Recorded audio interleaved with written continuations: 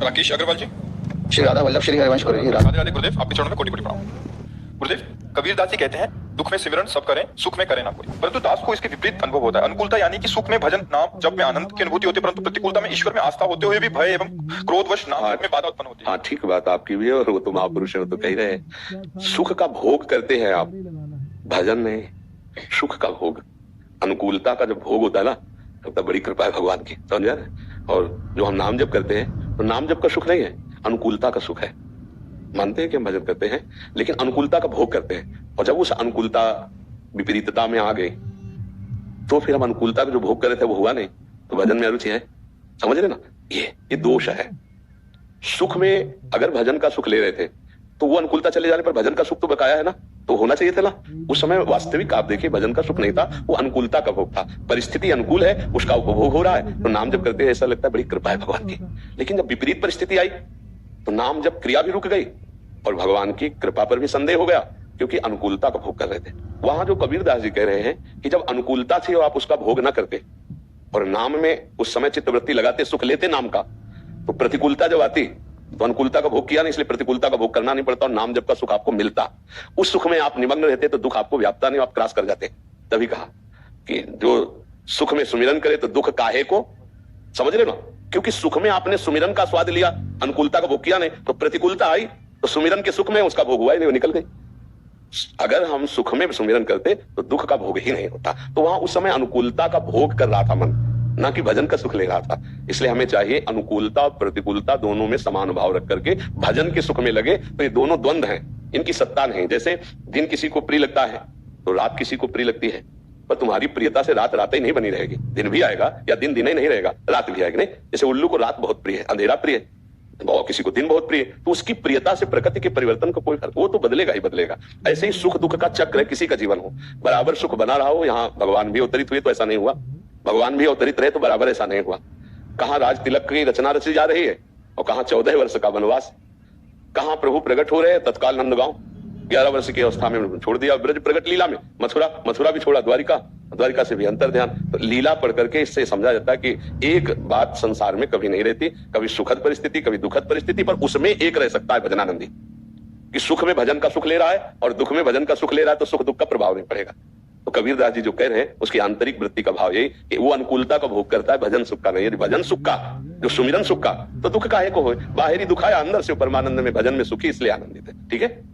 Doctor Swapnil Patil ji, जी, राधा वल्लभ श्री हरिवंश महाराज जी, आपके चरणों में कोटि कोटि प्रणाम। महाराज जी, आपकी कृपा से पिछले 6-7 महीने से मेरा मांसाहार शराब आदि छूट गया। 2 महीने पहले आपके दर्शन के बाद नाम जप में मन लगने लगा है। महाराज जी, मेरा पेशा डॉक्टर का है। पिछले कुछ दिनों से मरीज की खराब हालत, पीड़ा, खून देखकर मन में अजीब सी घबराहट, व्याकुलता, दया आदि जैसा लगता है। तो ये पागल मन सोचता है कि तुम डरपोक हो गए हो, तुम पहले की ठीक थे। लेकिन आपके द्वारा मुझे पता है कि ये मन की चाल है, फिर भी इस मन को कैसे संभाले महाराज जी, उस परिस्थिति में मार्गदर्शन करें। हमारी दाढ़ में दर्द था, जो डॉक्टर हमारे शिष्य थे, तो उन्होंने कहा कि महाराज जी, हम आपकी दाढ़ तो नहीं उखाड़ पाएंगे, मतलब आप अपने धर्म से च्युत हो रहे हैं, आप अपने धर्म से च्युत हो रहे हैं। इस समय ये शरीर मरीज बनकर आपके पास आया है और आप डॉक्टर हैं, आप अपने कर्तव्य का स्मरण कीजिए, संबंध का नहीं। जब कर्तव्य और संबंध में दोनों चीजें सामने हो तो कर्तव्य प्रधान हो जाता है, संबंध गौण हो जाता है। वो हिम्मत की ऐसा। ऐसे ही हम सब में दया का भाव है, पर कर्तव्य है उस समय। अगर हम दयालु हो जाते हैं उस समय, तो हम ऑपरेशन नहीं कर पाएंगे और सही दया का स्वरूप नहीं हुआ। दया का सही स्वरूप हुआ कि हम निर्भयता पूर्वक ऑपरेशन करके उसको रोग रहित कर दें, या हम उसके शरीर को शिले फटा हुआ है, या जो भी उस समय आपको कर्तव्य आ रहा है, जो आपने पढ़ाई की है, तो यही सच्ची दया होगी कि उसको उस समय रोग निवृत्त करें, दुख निवृत्त करें। दुख देकर के दुख निवृत्ति हो रही है। अब जैसे ऑपरेशन एक दुख देना, पर वो जो आंतरिक दुख है वो उसके शरीर का नाश कर देगा। इसलिए हम हिम्मत करते हैं और अपने कर्तव्य का पालन करते हैं। भगवत भाव भजन ऐसा हृदय द्रवित नहीं करता कि आप डॉक्टरी न कर पाओ, आप युद्ध न कर पाओ, आप कर्तव्य का पालन न कर पाओ, ऐसा नहीं। देखो, 5 पांडव महान भागवत है ना, युद्ध में कोई दया का दर्शन करा रहे हैं क्या? जैसा भगवान का आदेश होता है काट काट के फेंक रहे हैं। तो थोड़ा सा विवेक रखने की जरूरत है कि हृदय में प्यार है सबके प्रति, लेकिन जहां हमको लगता है ऑपरेशन की जरूरत है, तो आप तो यंत्रों से करते हो, हम भी ऑपरेशन करते हैं। अभी प्यार से ऑपरेशन होता है, तो आपका ऑपरेशन तो बेहोश होकर होता है, हमारा ऑपरेशन होश का इंजेक्शन लगा के होता है। और तो अब उसमें हम सब में भगवान देख रहे हैं, पर आप हमारे पास आए हैं, कहीं ना कहीं आपके अंदर श्रेष्ठ भाव आया है कि आप संत हैं, आप गुरुदेव हैं, तो अब हमारा कर्तव्य आता है कि हम आपके संशय का ऑपरेशन करें। उसके लिए हमें आवेश में बोलना पड़े या प्यार से बोलना पड़े या डांटना पड़े, और जैसे निज जन है तो दंड विधान भी है।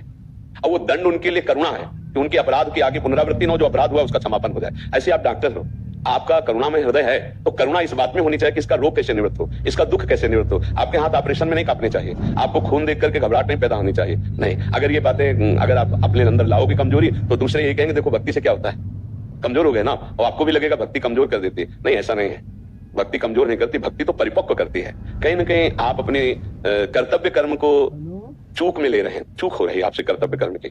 जैसी परिस्थिति है उस परिस्थिति के अनुसार भक्त अपना स्वरूप प्रकाशित करता है, अंदर से भाव वही रहता है। लेकिन परिस्थिति देखो, भीष्म जी को परिस्थिति आई, सिंहासन के प्रति समर्पित भाव थे, तो जान रहे दुर्योधन अधर्म कर रहा है, लेकिन दुर्योधन की तरफ से लड़ रहे हैं भगवान से। सम्मुख इधर भगवान है और इधर भीष्म जी महाभागवत है।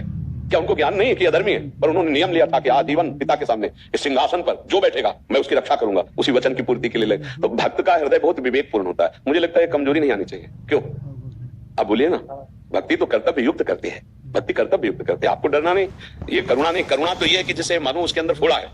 अब अगर फोड़े का ऑपरेशन नहीं हुआ तो ज्यादा वो दुखी हो जाएगा। तो करुणा ये